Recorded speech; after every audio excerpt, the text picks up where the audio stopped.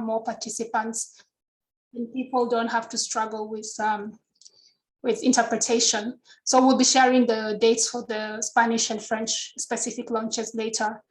So with that, I'm going to invite Ron to make the first opening remarks.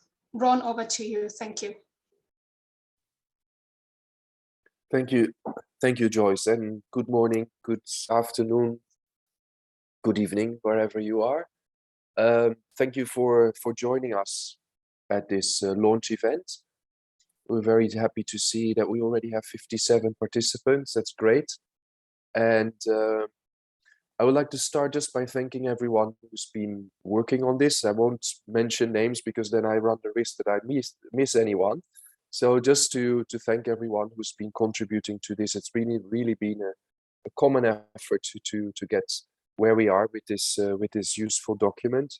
So thanks for that, and I would like to thank BHA for their support to make this possible as well.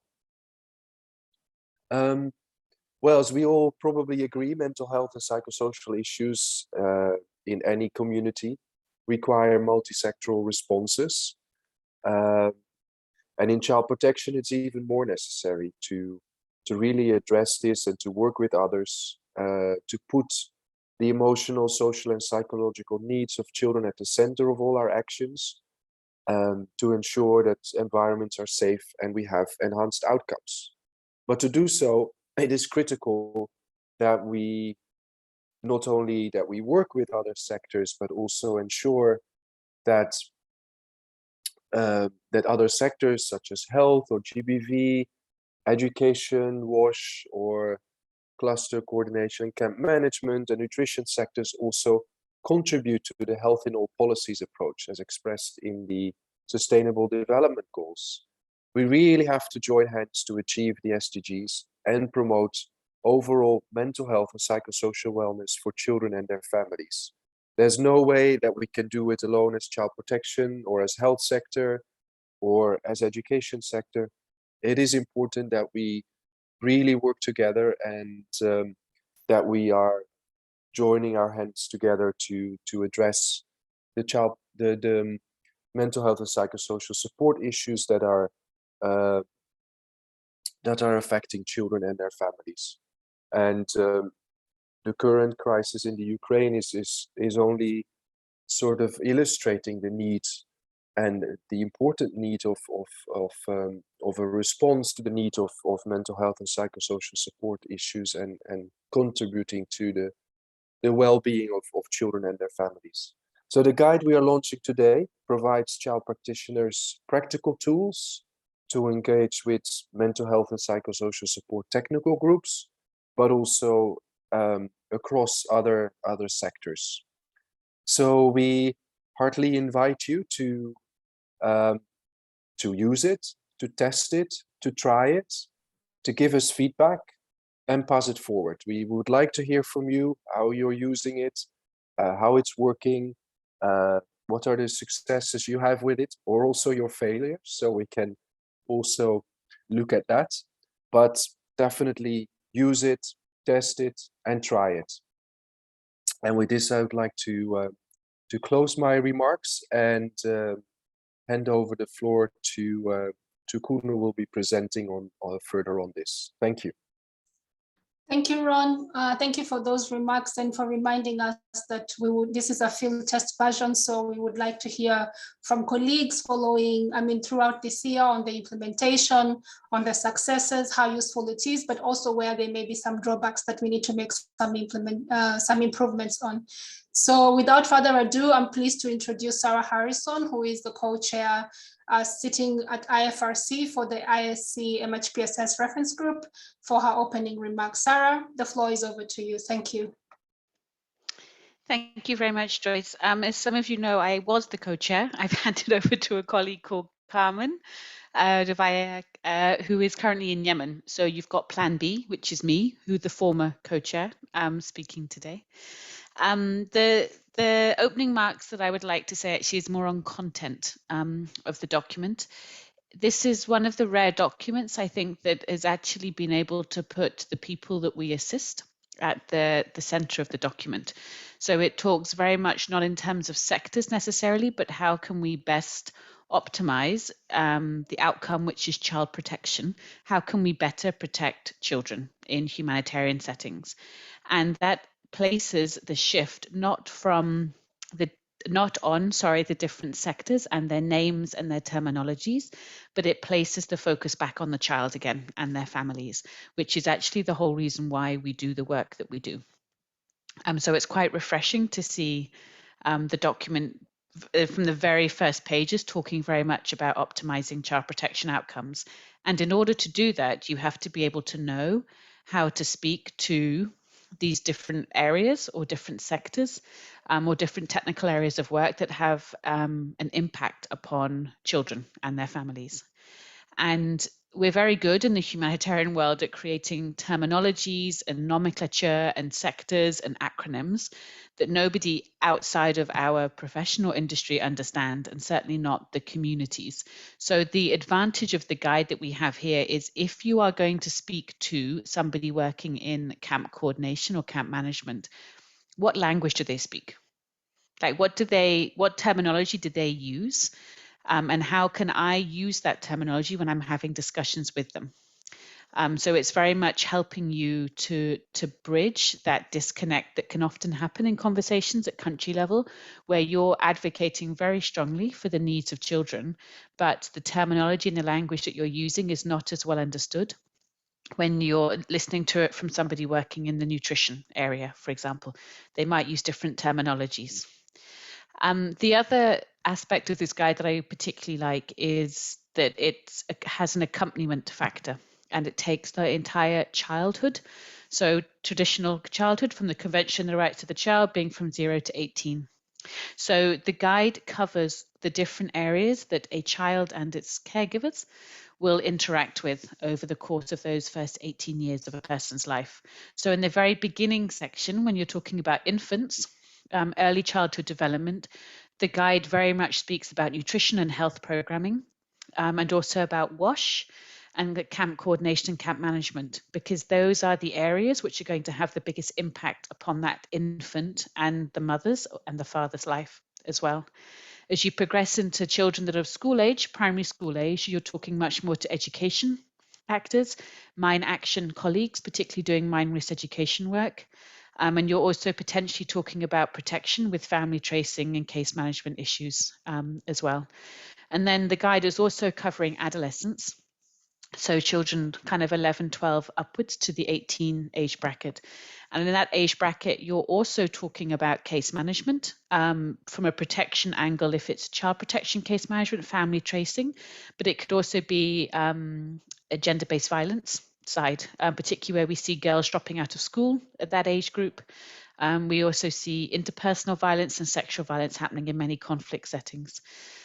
Education remains key, speaking to education actors, and we also know that there's additional protection risk within camps, for example, at WASH facilities or at distribution points where there's opportunities for abuse to happen. So the guide enables you, whatever age of a child that you are working with, and the same for their caregivers, it's able to direct you to the necessary sectors to have that conversation. And then when you are speaking to those sectors, the guide will also help you understand the terminology and the language that sector uses.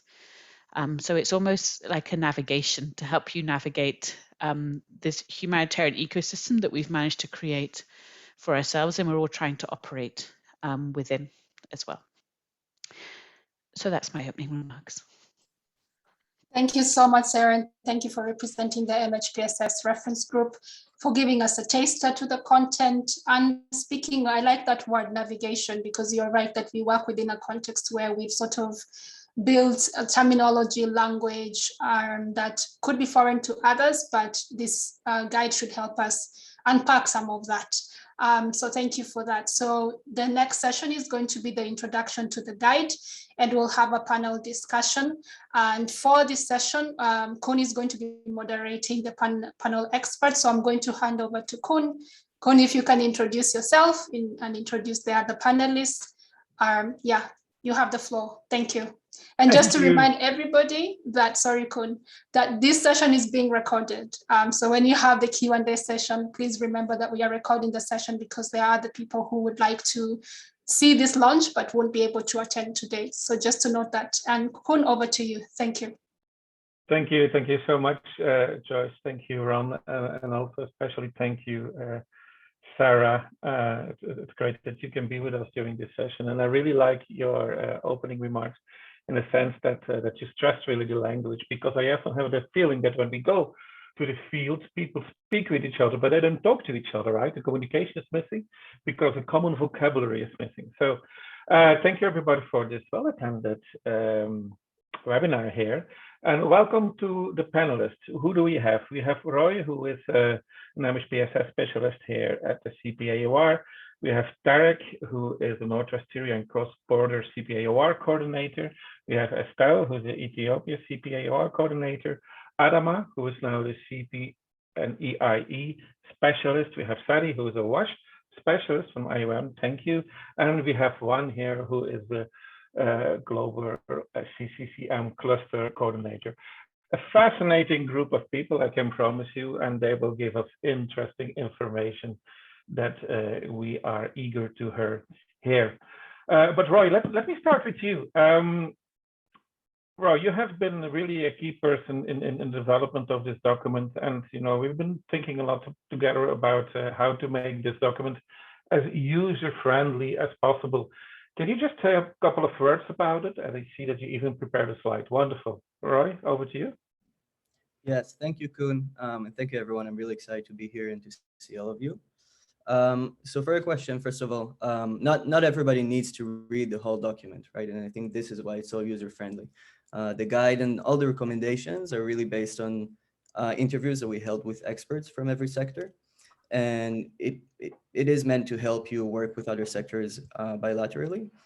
And although reading the whole guide can help you understand how to most meaningfully engage with intersectoral MHPSS technical working group on national levels, so child protection practitioners can simply choose a sector they would like to engage in and see what practical tools they can consider to enhance MHPSS elements in child protection.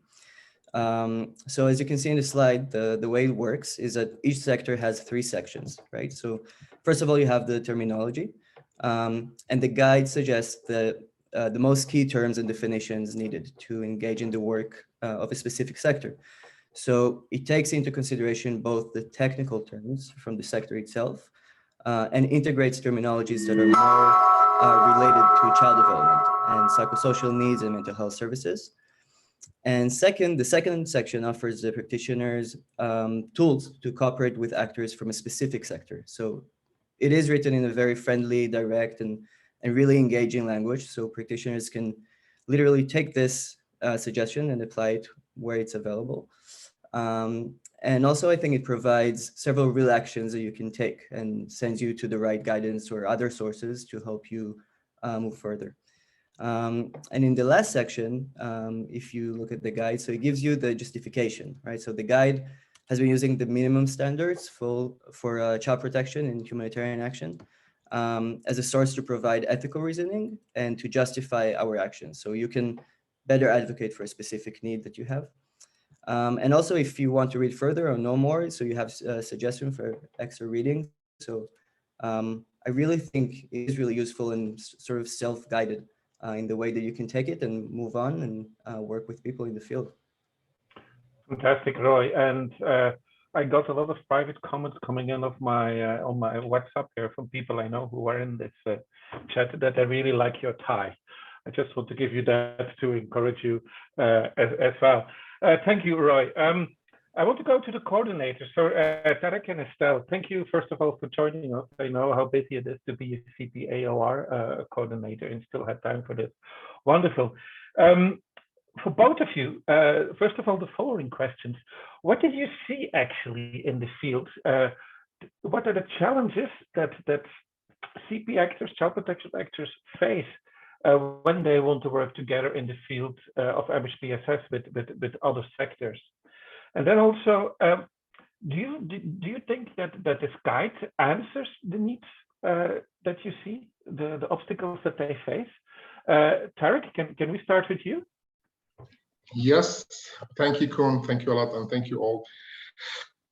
Yes, actually, like starting from the challenges, yes, absolutely, and obviously that we have a lot of challenges, like that's the child protection. Unfortunately, for the example of the Northwest Syria, when starting for the child protection actors, unfortunately, that we focus on the only on child protection activity that's listed in the HRP without sometimes like taking the look behind that. We are all working on the same beneficiaries. We are working with the children.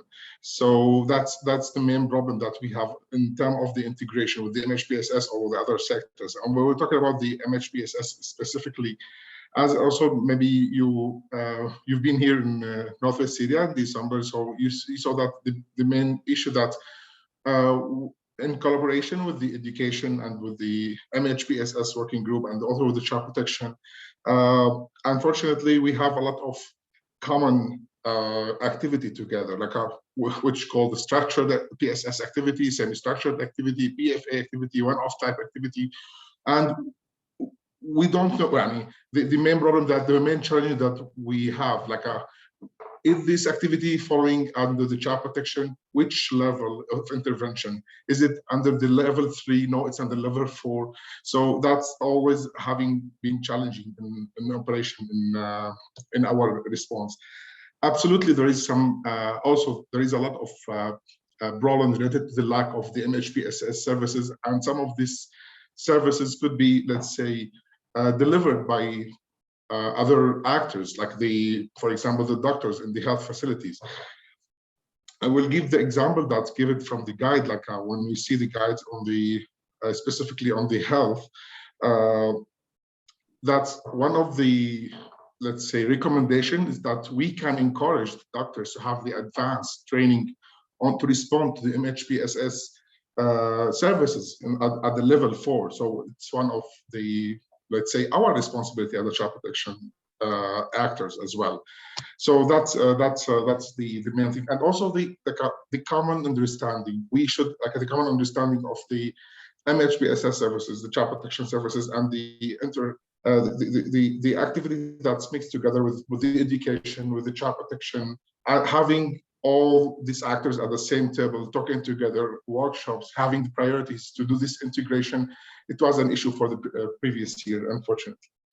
Actually, starting from the idea of this guide that the MHPSS services, it's not standalone area, specifically in the emergency settings that we are talking here, and should be integrated into all the sectors.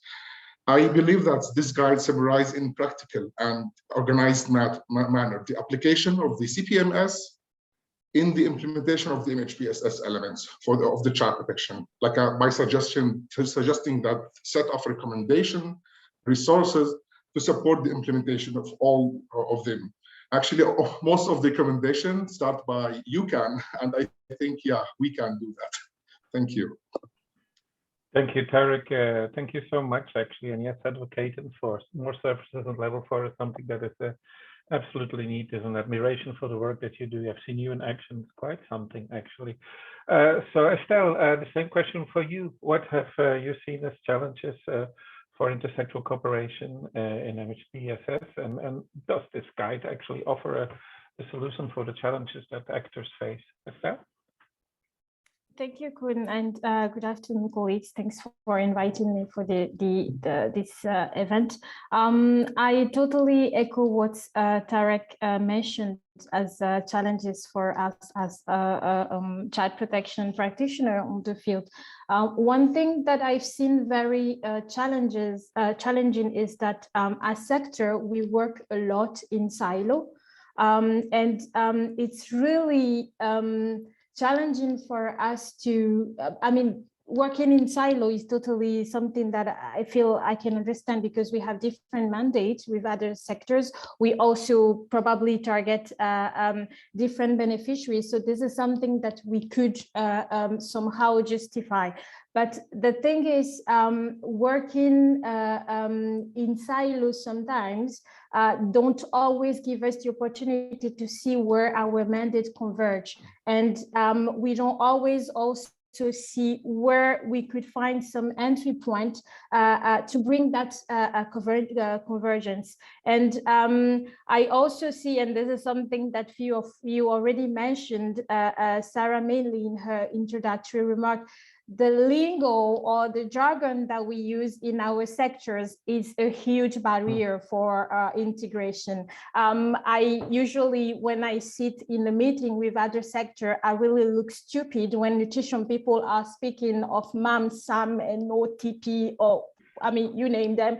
It's seriously, I mean, it's really complicated to see what are those people talking about, you know? So I think that lingo is something that is well, we should find a way to break that. And the last barrier or maybe challenge that I also see for engaging other sectors in general in integration, but also in cross-sector, is sometimes we agree that, well, it is important to integrate ECP with other sectors on other main issues, but we don't always know the how, like the practical thing. There are a lot of resources out there that we could use, but practically, how do we do that? On the field, you don't always have the time to, you know, go through all the guidance notes and all the documents that we have.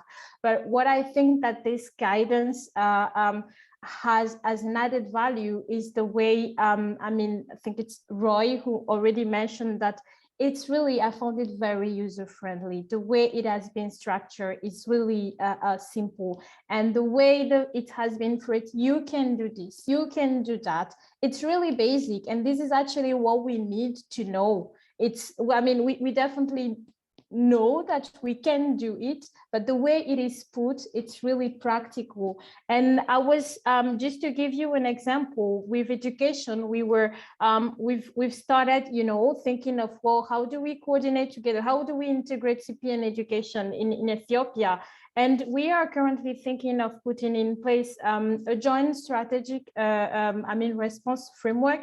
But the entry point and the way to use it concretely was something we're still cracking our head around. So when I saw that the guidance note, and I was like, well, you could try to see how to improve PSS intervention, I mean, child-friendly spaces, recreational activity in CFS, and see how they can be structured a PSS. I'm like, well, of course, this is what we have to do, you know? So the way it is phrased and the way it is so simple, it's something that, I mean, we need on the field. And one last thing, the fact that the guidance provides, you know, all the definitions to understand the terminologies from sectors, I was really delighted to see that. So thank you very much for that. Over. Thank you, Estelle. I really like the informality and your honesty that sometimes you said stupid, but you feel a bit lost when other people are speaking. And the interesting thing is, when I participate in national level MHPSS technical working groups, that actually the other sectors also say that they are a bit lost when CP actors are because we have our own jargon without that we realize. Right? We just feel at home with it, and that makes it sometimes not only technically difficult to cooperate, but also psychologically difficult to cooperate, right? You have to enter another universe. Thank you. Let's go to the thematic specialist that we have in this chat. One, thank you for clarifying the abbreviation of CCCM. One, you know, in this debate about MHPSS, CCCM is not always very much heard, right? Yet there are many activities that are taking place in camp management, like a game of volleyball. In child protection, we call the layer 2 recreational activity, and so. I mean, and in camp management, it's a camp activity, right? So, what do you see again as difficulties that actors in camp management see for working sort of closer with the the rest of the community of MHPSS, and how can we help? Are we helping with this? Juan, over to you. Thank you, Kun. And I think I really want to echo some of the discussions been going on, I think especially around like common languages. I think in our experience, especially working with, you know, protection or child protection or GBV actors, I think, you know, being able to communicate on a common language and common understanding, I think is half of the battle already. And I think it's, I always, you know, appreciate the opportunity to also have different actors and different sectors having better understanding of what we do in camp management. And maybe just, you know, come along with me and just basically we're like a hotel manager. So basically we're in everyone's business. You know, we coordinate all the different services and different actions that happens in the site, in the collective centers, in the transit centers, in a camp, you know, collective communal settings. If we're able to, we're there. So not only do we monitor who's coming in, what are you coming in to do? What are your plans? Who's, you know, what are you bringing in? So that's where we also interact a lot with child protection actors. So, and then there's the other side of the equation is we also often, you know, we're on the day-to-day engagement with people that are living in the camps. So any kind of complaint feedback, you know, working to make sure that there's referral mechanisms in place is extremely important to us.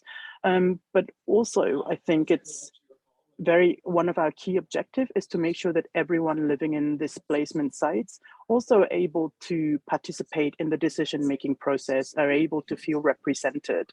And I think this is obviously it's more challenging when it's youth and children. And I think this is like a huge area of collaborations and work that we can do together. And as Kun was saying, a lot of the work that we do definitely have benefits that goes broader than just, you know, CCCM objectives. I think that activities that could be considered recreational, they can have also like benefits for mental health of across the population and especially children.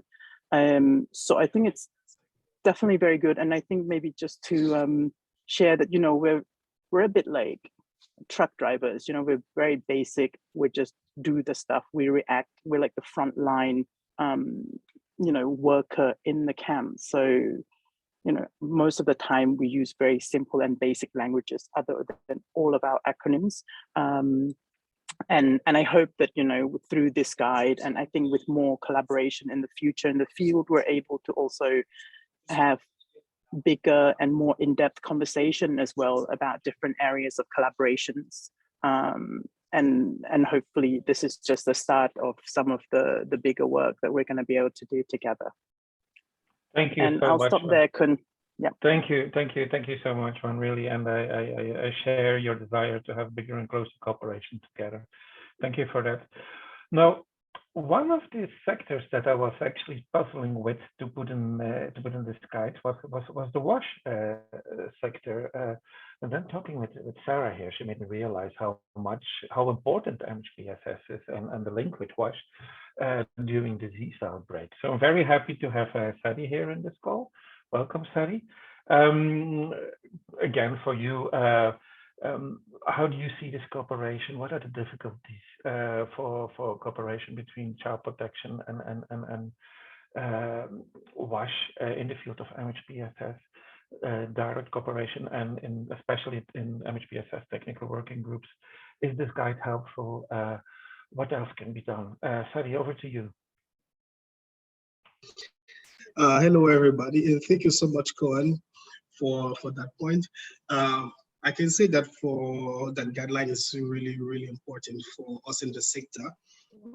And I remember when I was contacted by Roy to contribute to that guideline, I was super excited because this is one of the guidelines that really we can see that is working. It is working and showing us exactly how we can work all together, but in an easy way. This guideline is very user friendly because you see it's divided into key sectors and some key sectors, and also with some basic and clear information that anyone in the sector can understand easily. And also one of the things that is really helping to also show that the fact that is you can have access to other sectors, how other sectors are coordinating with MHPSS. It makes it even easier for you to know how we can all work together, having some joint activities. For example, if we usually have working with GBV, for example, but sometimes we don't really put a lot of focus on child protection. We are mostly focused on other activity, on other factors, you see. I think for this one, this guideline now really give us the basic we need. And I hope maybe in the, when we'll be able to work in a different one or different version, the other sectors I think we can definitely put, because some of them also are doing actions that can be addressed in this guideline. For example, the labor child that we have, the child labor, I think it's, if you have one like shelter and FI included in this guideline, it could definitely help, because also they are part of the construction things that they are doing the same as us. I really think that this guideline would help us so much to ease the way that we'll be coordinating with MHPSS, but also working together. Over to you. Thank you, Sari, for these wise words. I think we really need to keep on digging, and we need to come up even with more ideas to strengthen the cooperation here. So this again, this guide is just the beginning to launch all of this, right? And we really like to have even more input. Adama, so happy that you are with us. You used to be in the CPR, and now you are actually the EIECP coordination cooperation expert. So basically, you're the incarnation of intersectoral cooperation, and so very grateful that you are here. I think most people in this webinar will know you personally. Adama, you know, EIE, education in emergencies, is so important for child protection actors, because we actually try to shift many of the MHPSS layer 2 activities more to education, right? So that the child protection actors can focus increasingly more on layer 3, small group support and case management. But Adama, now in your role, you've been in contact with many actors again. What are the obstacles for a deeper integration in the MHPSS field between EIE and CP? What can be done? Is this guide a good start?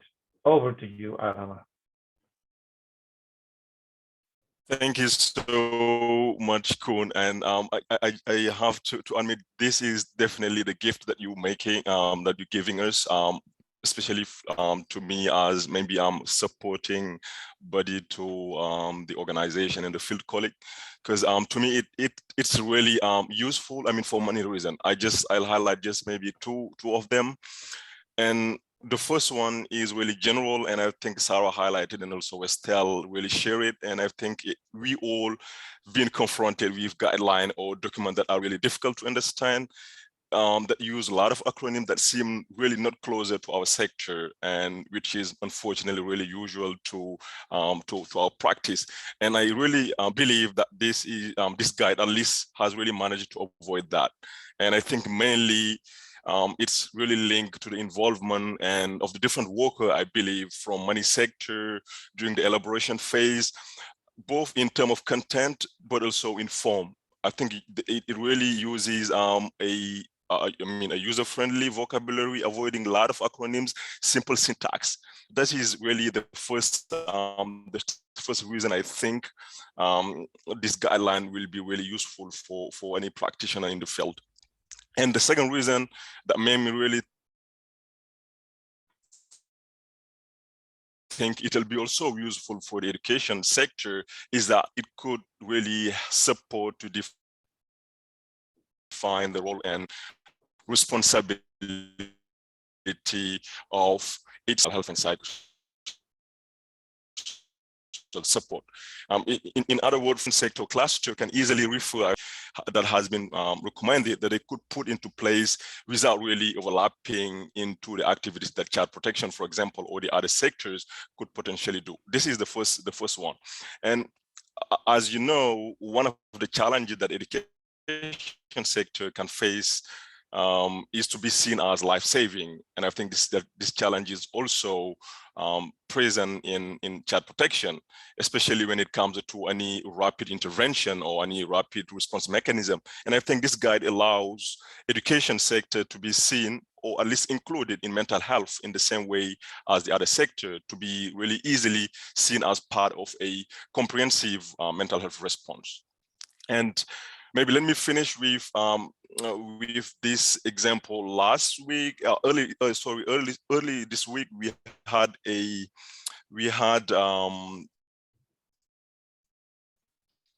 workshop with response mechanism or early intervention.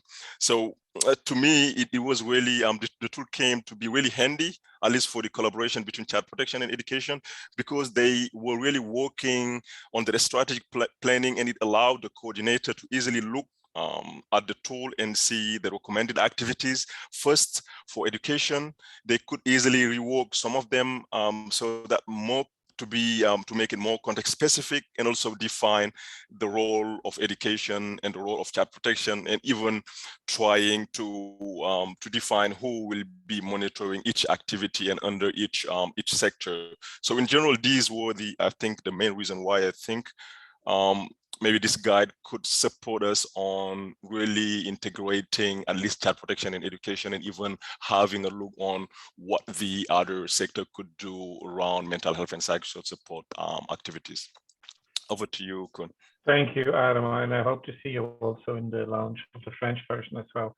Roy, Tarek, Estelle, Sadi, Juan, and again, Adam, thank you very much for this interesting conversation, for the input and for the encouraging comments. Joyce, over to you. Thank you, Koen. Thank you, Juan. Thank you, Estelle. Thank you, Tarek. Thank you, Roy.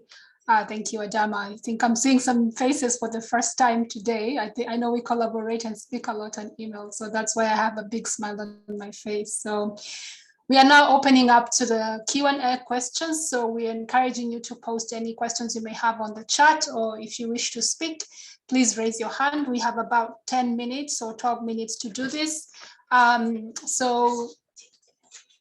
Anybody who has a question, please feel free to post on the chat. See already a question from Kim Jiao in OPT. Thank you very much.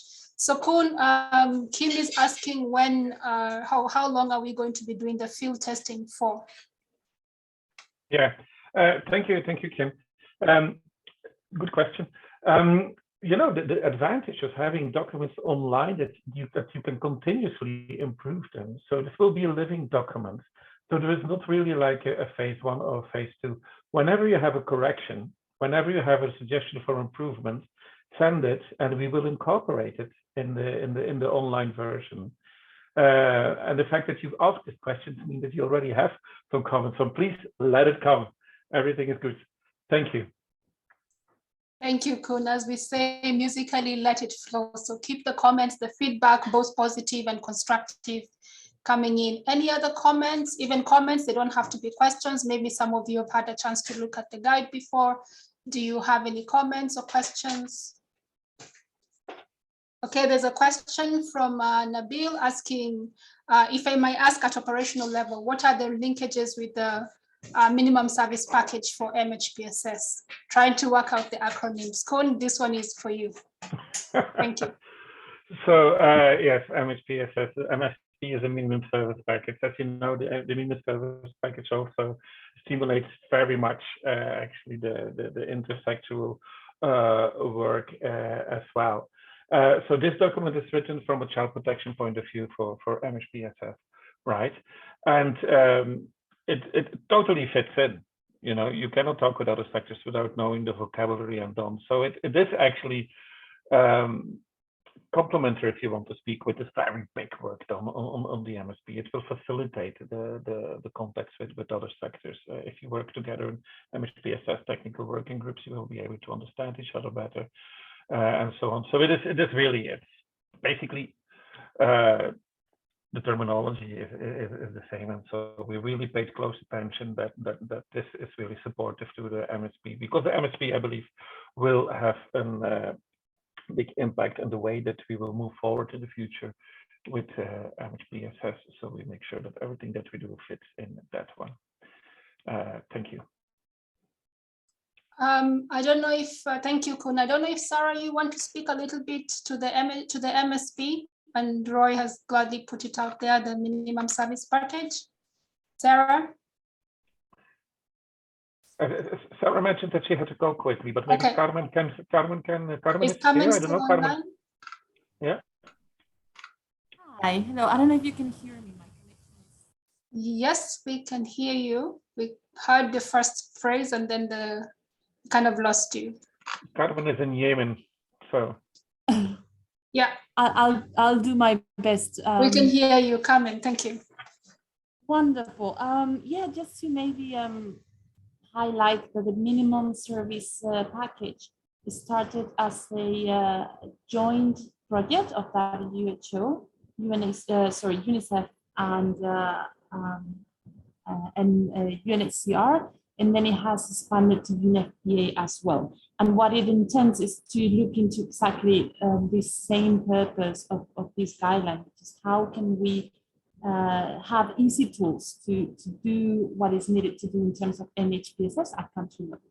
And that connected to child protection, to protection in general, but very strong with child protection, DBD, and also health, of course, and all of the other sectors. So it started as a multi-agency, but it's actually going to move into being an interagency standing committee product. So we are hoping to, throughout this year, get more and more feedback from organizations. It's now being piloted in a number of countries.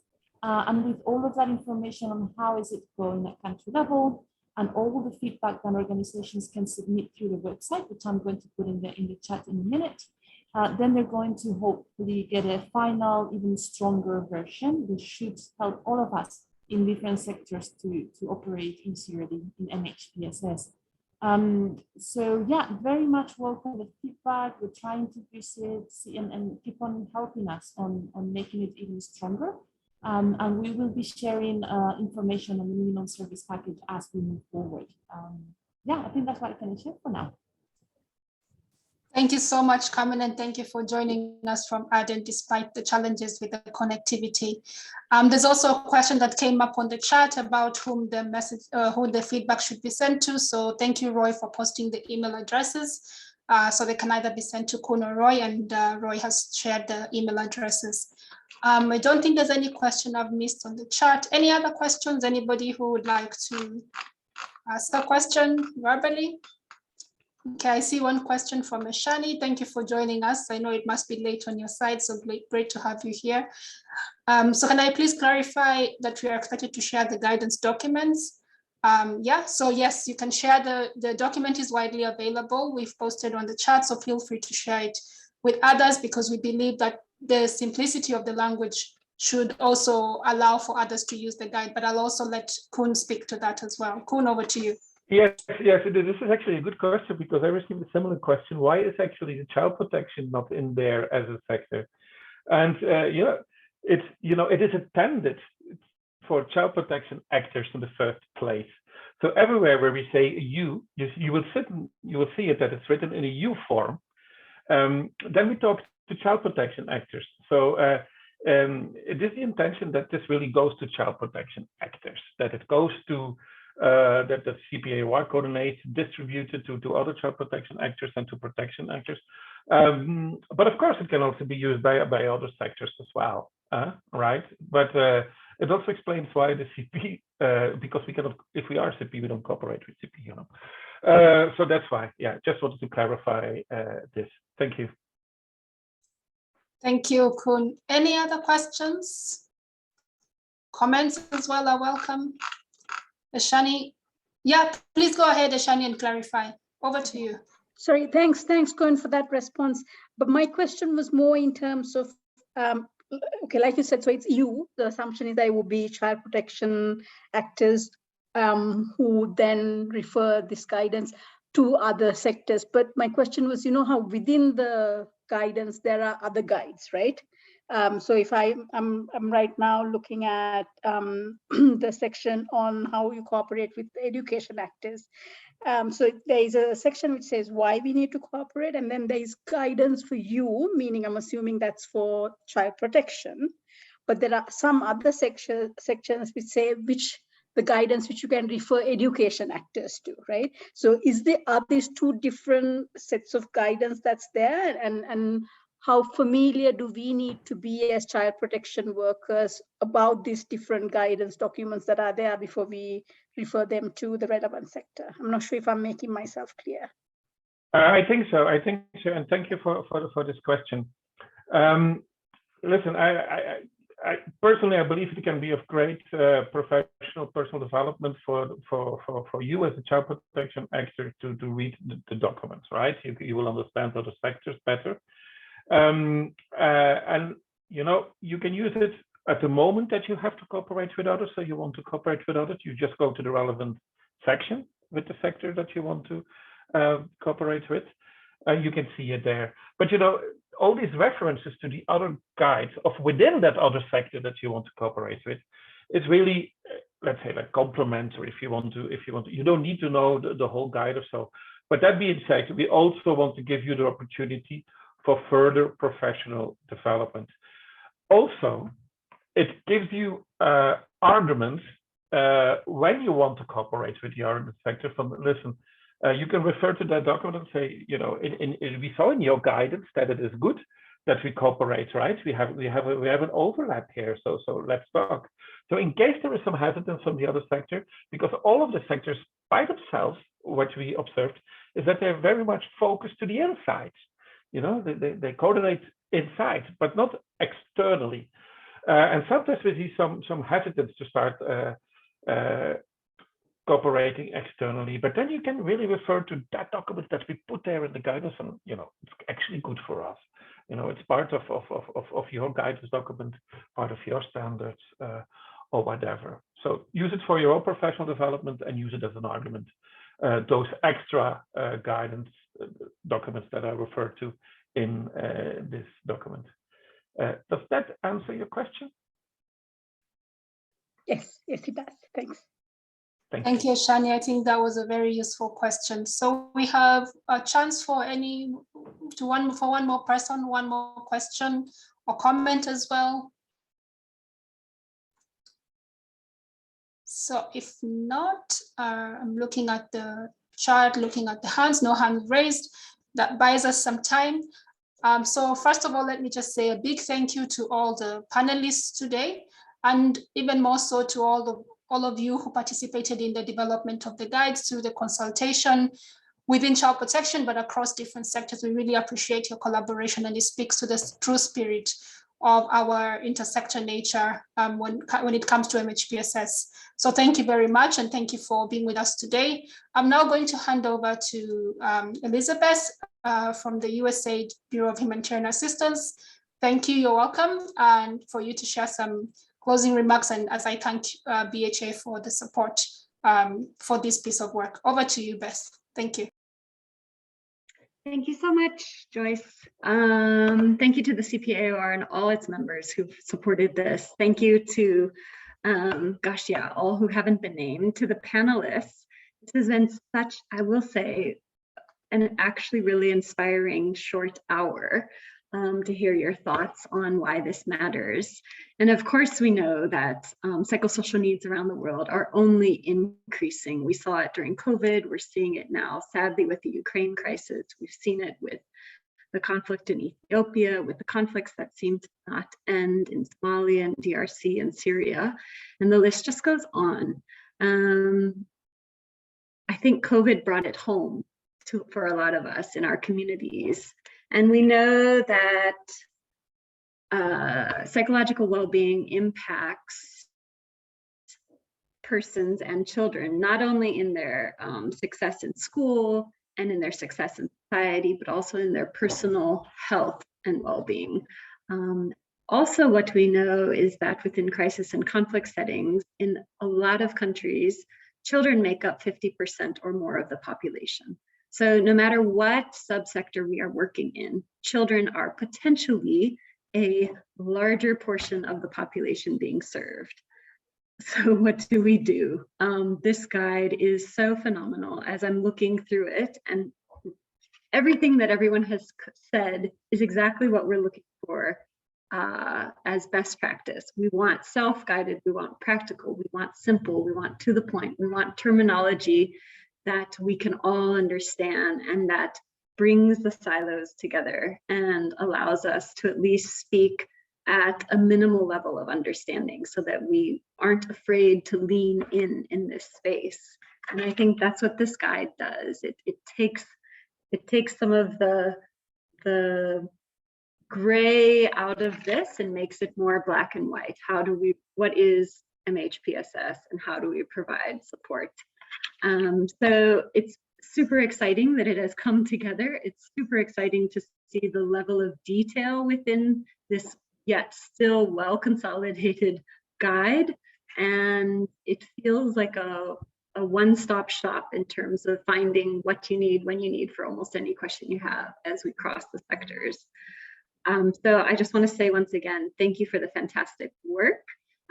We very much hope that this will be used widely and that just with the simplicity of it, other sectors will pick it up as well and say, oh my goodness, this is easy. We can do this. So thank you all. And yeah, may we continue to prioritize children's well-being holistically as we go forward in this work. Thank you, Beth. And thank you for your feedback, also having looked at the guide. So everyone, we've come to the last part of this launch. So it's for me to say the final words. Again, thanking everybody who was able to make it today within your busy schedules, everyone who's been on the panel, everyone who's participated in the development of the guide, either in terms of their time, financial resources, we really appreciate. Just to say that, as we mentioned at the beginning of the launch, that we'll have a separate launches in French and Spanish. We will have the guide available in Arabic, French, and Spanish also, and we'll be sharing those versions as and when they're ready, and we'll be in touch when the Spanish and French sessions are also available for the launching. So thank you very much, and with 5 minutes to spare, we wish everybody a good day, good afternoon, and good night for those for whom it's late. Thank you, and feel free to unmute and say goodbye. Thank you. Thank you very much, Joyce. Bye-bye. Bye. Thank you. Take care. Bye-bye. Thanks, everyone. Thank you. Goodbye. Bye.